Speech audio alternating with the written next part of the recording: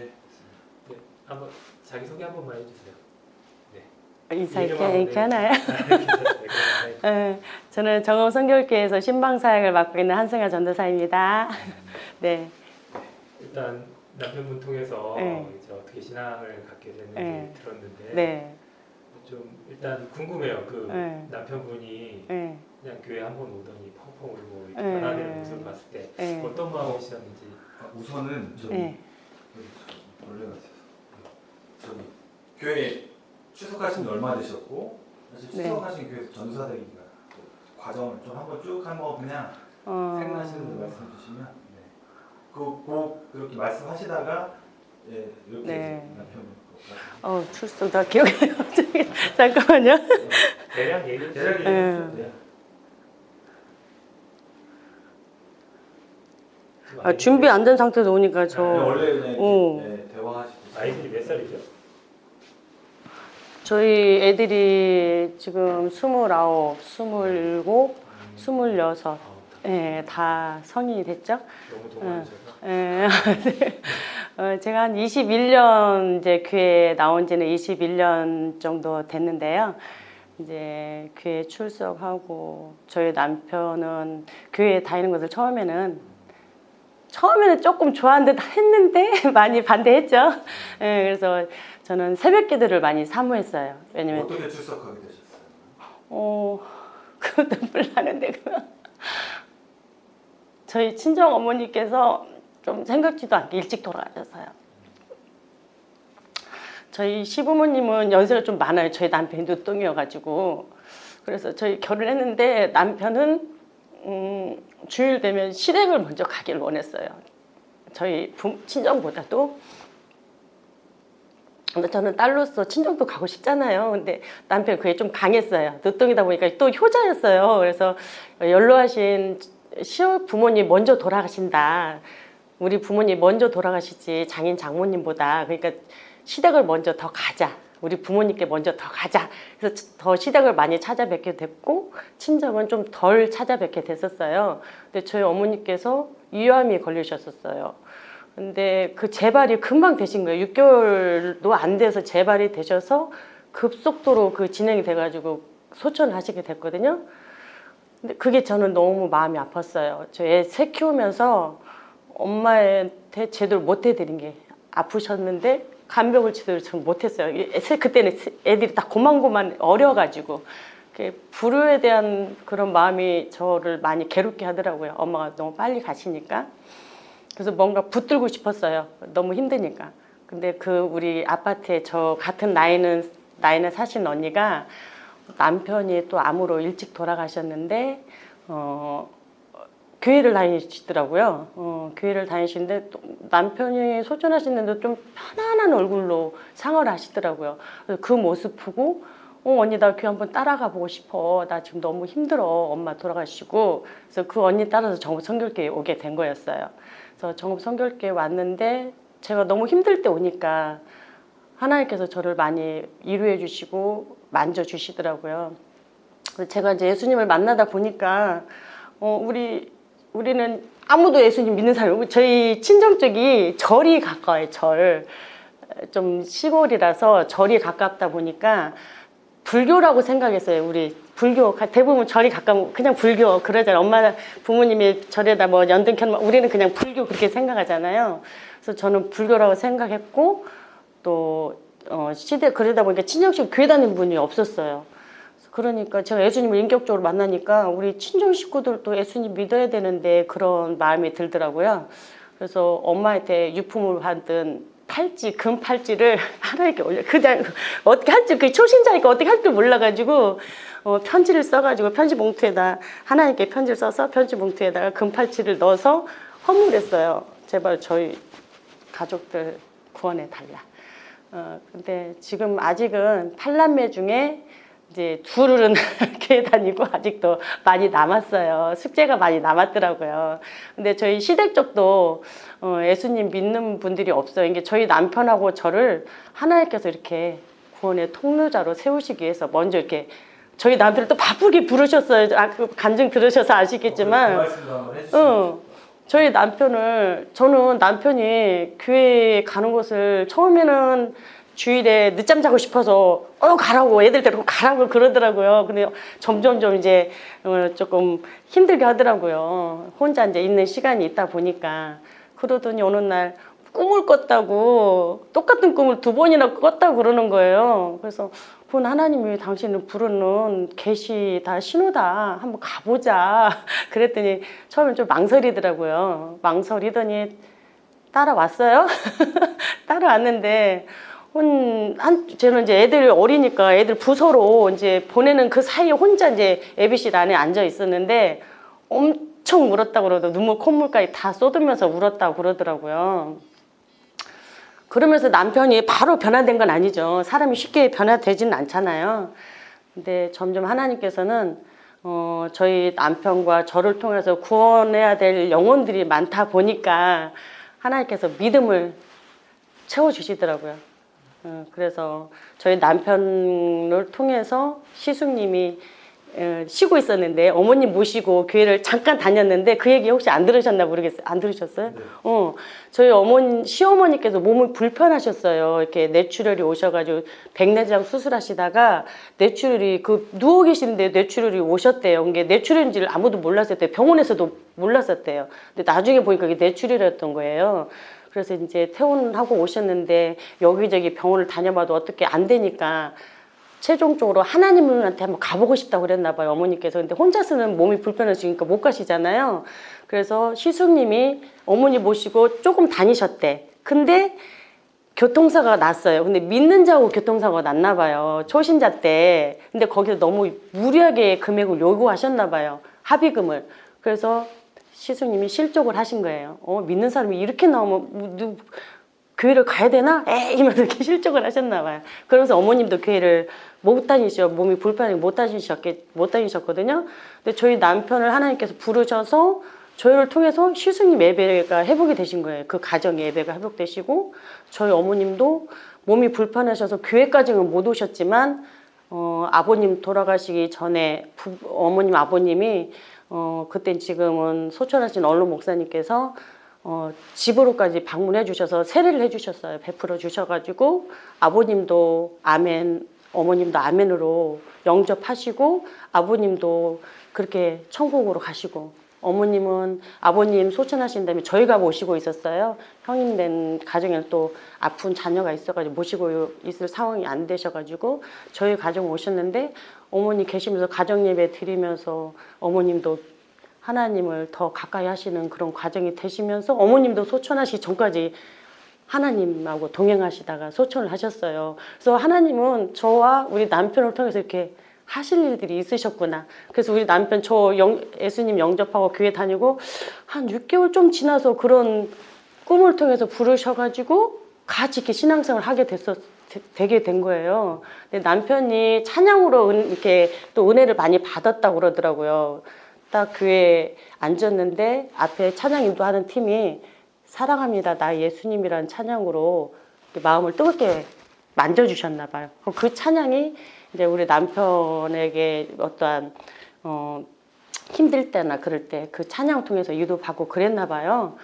그래서 찬양으로 하나님을 만나서 그런지 찬양 인도를 또 저하고 같이 하게도 됐어요. 여기 성전 옮겨가지고 저희 성진 구성전을 이제 이쪽으로 옮겼을 때 같이 지금 2부 찬양 인도팀이 있거든요. 그 팀에서 같이 초창기 멤버로 또 같이 시작하게 됐어요. 저에게 큰 축복이죠. 그래서 저희는 만약에 토요일날 서울 갈 일이 있다, 뭐 가정 행사로 서울 갈 일이 있다, 그러면 그 찬양 인도를 하기 위해서 새벽이라도 운전하고 저희 부부가 왔어요. 근데 이런 믿음은 하나님께서 저희를 사랑하셔서 그런 믿음을 주신 것 같아요. 뭐 믿음은 사람이 어떻게 의지적으로 가질 수 있는 게 아니잖아요. 하나님께서 부어주셔야 그런 믿음을 가질 수 있잖아요. 그래서 저희 부부를 통해서 하실 일들이 있기 때문에, 무엇보다 영혼 구원을 하실 일들이 있기 때문에 그런 믿음들을 주신 것 같아요. 그래서 여기까지 오면서 이제 제가 이제 찬양 인도 리더까지 하게 됐었는데 성대 결절이 왔었어요. 심하게 수술을 해야 될 정도로 성대 결절이 심하게 왔는데 수술은 제가 좀 하기 싫은 거예요. 왜냐면 수술해도 그게 부작용이 이렇게 재발이 있다고 그러니까 바로 밑에 있는 아파트에서 밑에 있는 자녀들도 부를 수 없을 정도로 심했었거든요. 그래서 그때 소천하신 원로 목사님께서 배려를 좀 해주셔가지고 좀 쉬면서 그때 신방사를 하고 있을 때 좀 쉬면서 목소리를 아껴라 쉬면서 이제 회복을 하면서 그런 과정 가운데 신학을 시작하게 된 것도 남편 때문에 시작하게 됐어요. 제가 이제 저는 찬양 인도를 하다 보니까 어떻게 보면 그때 당시에는 신학의 깊이가 연수가 얼마 안 됐기 때문에 항상 자신이 없었어요.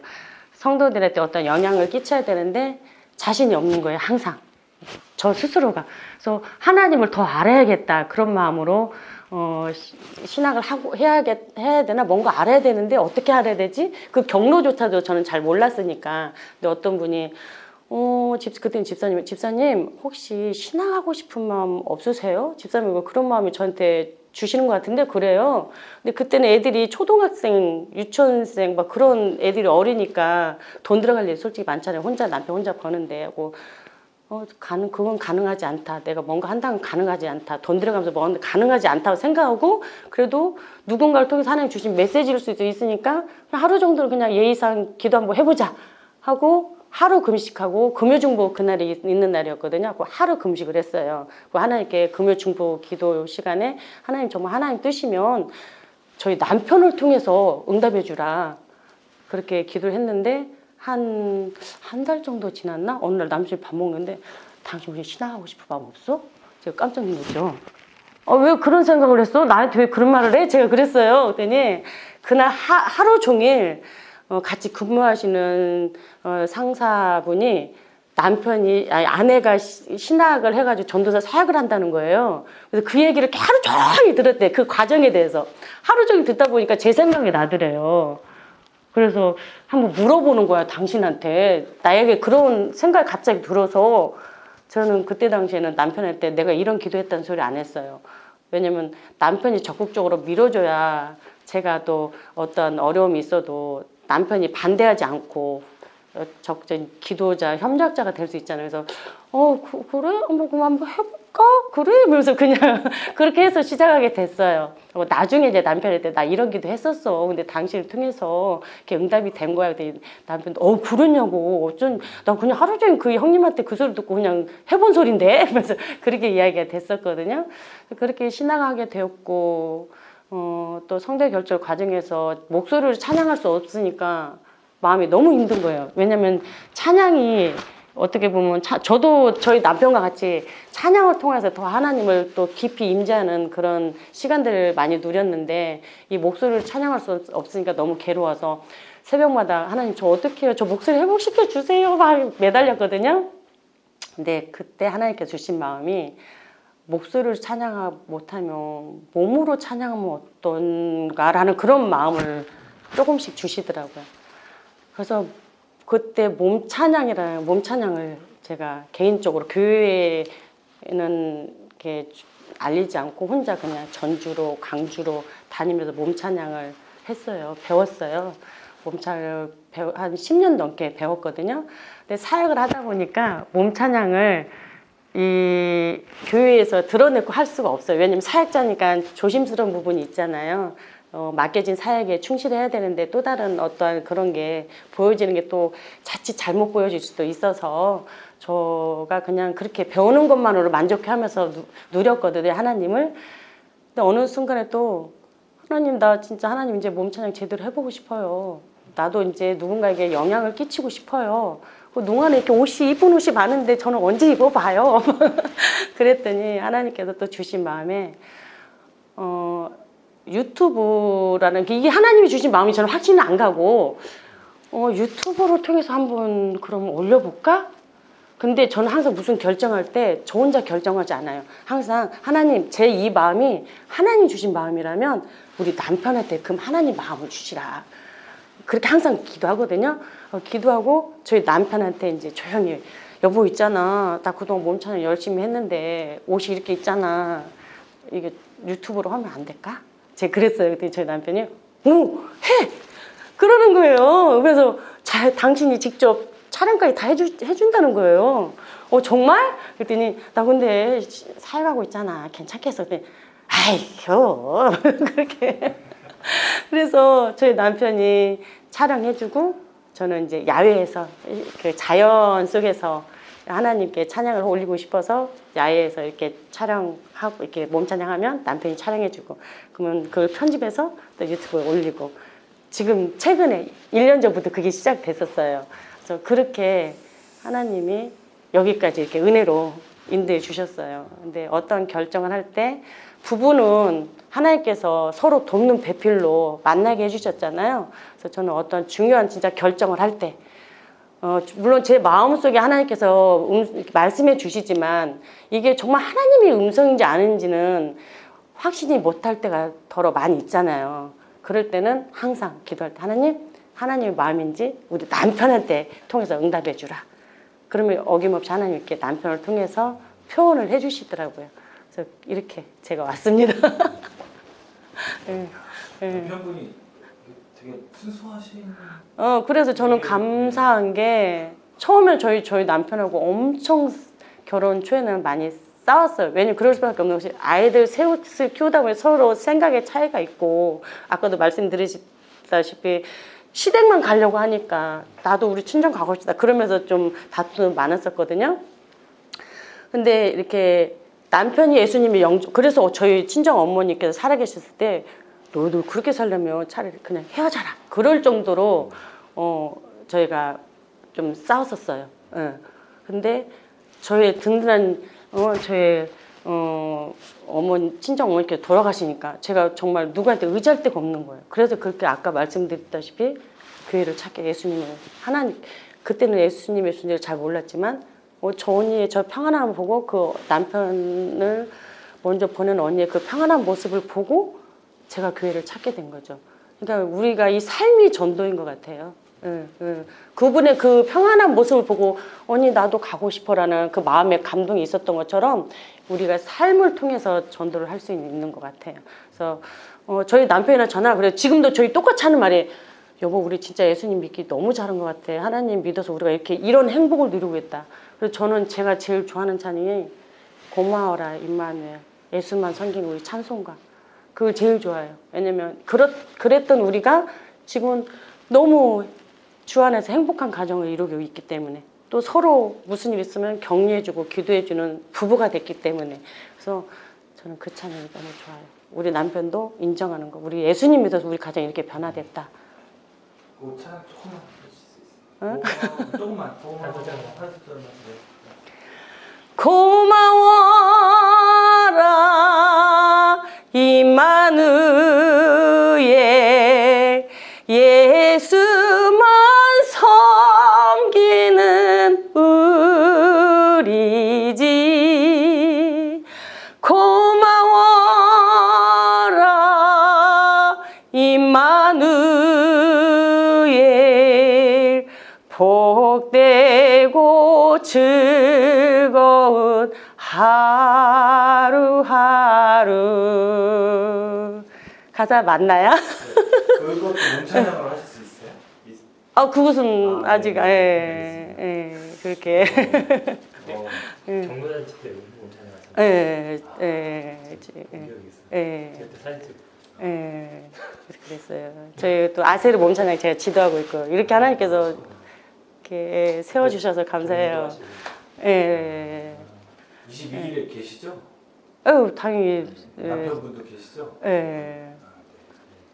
근데 앞에 서는 것은 좀 네. 부끄러워서. 서셔야 될 것 뭘 저보다 더 귀한 사연들이 많으실 텐데 뭐. 은혜가 되네요. 그런 모습들이 또 보는 분들한테 또 도전이 되고. 제가 아까 남편한테 뭔 얘기했길래 나까지 부르게 막. 그 언니분이 교회 지금 아직 출석하세요? 우리 교회 아니고 서울에 살고 있어서 서울에서. 두 분 성격이 굉장히 다르신데. 그래요? 많이 싸우셨어요. 남편분이 둘 다 성격이 급해요. 둘 다 성격이 그럼. 급한 편이에요. 근데 남편 좀 과묵한 편 아니세요? 저희 남편이 집에서 말 많이 하세요? 집에서는 저한테만 말 많이 해요. 저한테는 애교를 잘 부려요. 왜냐면 이렇게 저희 남편이 막둥이로 이렇게 성장을 해서 부모님들 사랑을 많이 받아서 그런지 가정에서는 장난꾸러기에다가 딸이 저 다 아들이거든요. 여자가 혼자다 보니까 저한테 잘 해줘요. 네. 아까 술 담배 말씀도 하시더라고요. 성격이 급해서 좀 욱하는 게 있었어요. 저희 남편이 그 사무실에서도 좀 자기가 이게 정의롭지 않다거나 먹으면 욱하는 게 있었는데 진짜 예수님 만나서 얼굴 표정이 바뀌었어요. 조금 바뀌었어요. 진짜 옛날에는 여기 미간에 인상도 쓰고 그랬는데 더 얼굴 표정이 바뀌니까 더 좀 젊어지고 더 온유한 그런 표정으로 바뀌었어요. 예전에는 그런 인상 아니었어요. 그러니까 처음 간증하신 분이 네.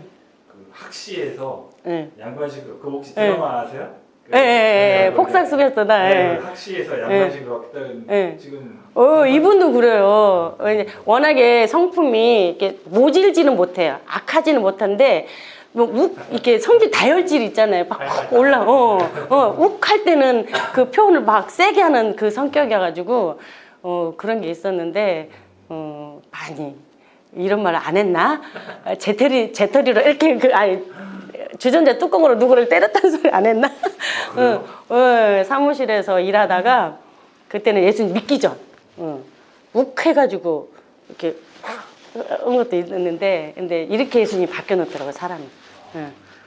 저희 부부가 항상 우리 예수님 때문에 누리는 행복이다. 네. 오죽했으면 엄마가 이혼을 했겠어. 나오셔야 될 것 같아요. 아니, 아유 진짜 말 너무